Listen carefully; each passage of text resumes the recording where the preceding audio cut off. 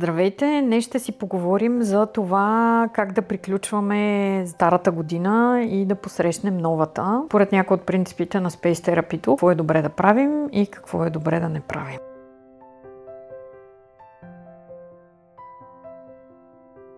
Като първа стъпка винаги препоръчвам това да се разчистят нещата, които не работят. Особено когато става въпрос за големи вещи, които знаем, че са за изхвърляне, обаче по някаква причина не изхвърляме, е изключително подходящ момент всъщност по някакъв начин да се освободим от тях. Било то да ги дарим, да ги подарим, ги продадем, без значение за какво, по какъв начин да ги дадем за вторична суровина, никакво значение няма.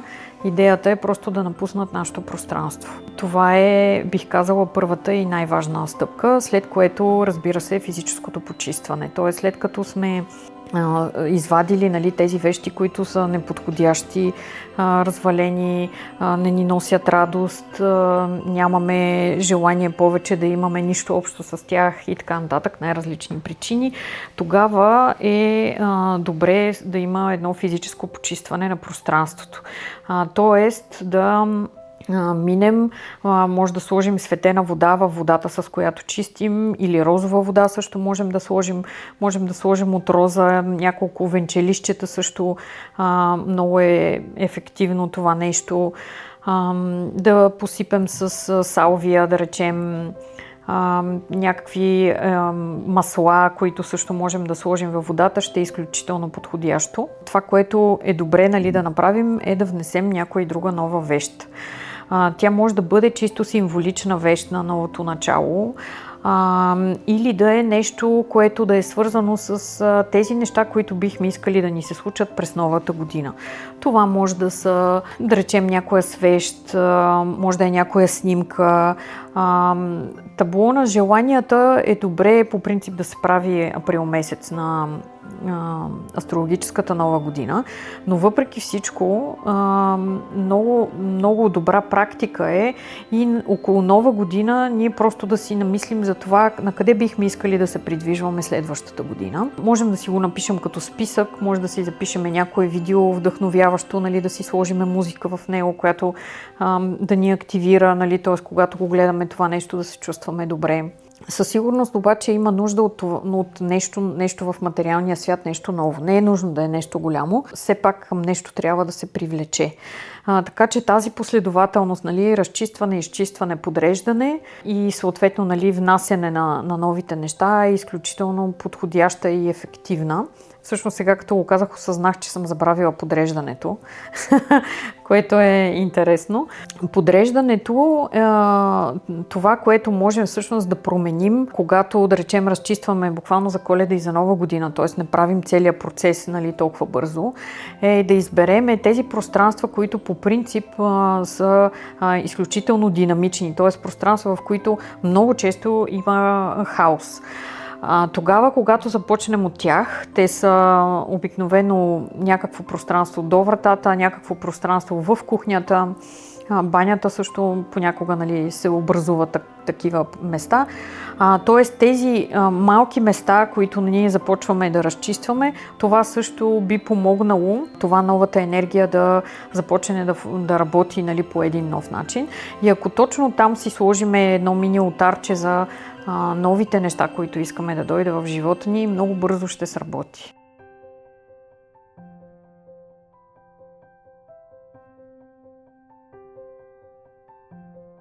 Много често усещането за умора и застой е свързано с това, че зимата е период, в който всъщност ние трябва да си почиваме.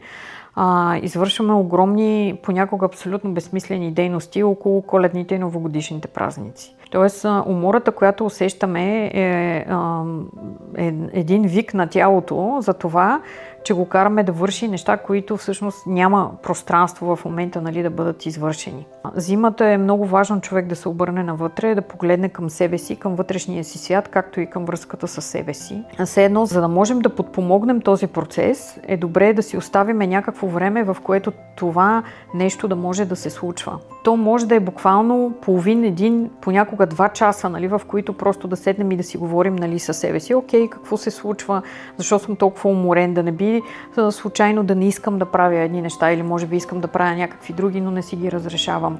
Или имам нужда просто да си полегна с един чай, книга и никой да не ме занимава. И така нататък. И съответно, когато видим каква е истинската нужда, която е вътре в нас, да намерим начин това нещо да се случи. Дори да не може да се случи на 100%, примерно имаме нужда от 6 месеца почивка, със сигурност може да си дадем някакви осъзнати минути, дори понякога съзнателна почивка на ден, и това изключително много ще помогне. Тези усещания, които имаме, те са просто един сигнал на тялото за преумора, който ние не чуваме. И когато се чуем, и когато видим какво стои отзад, много бързо и лесно това нещо се оправя. Тоест няма нужда да правим нещо в физическото пространство. Всъщност единственото, което помага за тази умора е обръщането навътре. Тоест съзнателното сядане и един разговор, който буквално може да е лява и дясна ръка, нали, да си пишем, или единия стол и другия стол, едната част от нас, която иска нещо да се случи, другата, която няма пространство и е уморена, или ние и уморената част също можем, буквално като упражнение, нали, което можем да направим Всъщност най-голямата нужда в момента е да видим себе си. И много често всъщност нещата се оправят просто защото някаква нужда, която е в момента, ние я неглижираме. И съответно тялото в един момент започва да вдига революции.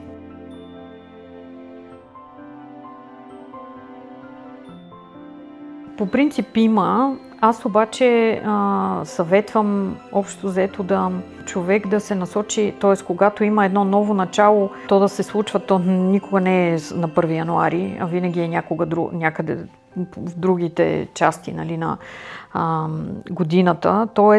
когато има ново начало, тогава да се направи, нали, един олтар. По-скоро някакво много общо като усещане по отношение на придвижването, един символ, който можем да намерим, много би ни помогнал, който, нали, да намерим и който е добре, примерно да стои до главата ни, там където спим, там където работим, така че да го гледаме често. На хладилника възможно би било също, нали, там ако е някакъв текст, нали, някаква вдъхновяваща снимка, мисъл или някакъв символ, нали, който съответно можем да го сложим на хладилника. Докато по принцип, нали, за новото начало, моя съвет е да се правят големите олтари, нали, за примерно искаме здравословен начин на живот или искаме партньор или нещо друго, т.е. да се правят тогава, когато е дошла енергията, нали, за това нещо, а не защото е дошла новата година. Тъй като ние сме същества, които непрекъснато се променяме и е много важно всъщност да хванем енергията. Много често имаме години, в които ние имаме нужда буквално и само и единствено да се разчистваме. Тоест нямаме пространство да вкараме нищо ново в живота си. И тогава няма нужда от олтари, има нужда просто да хванем и да разчистим това, което не ни върши работа.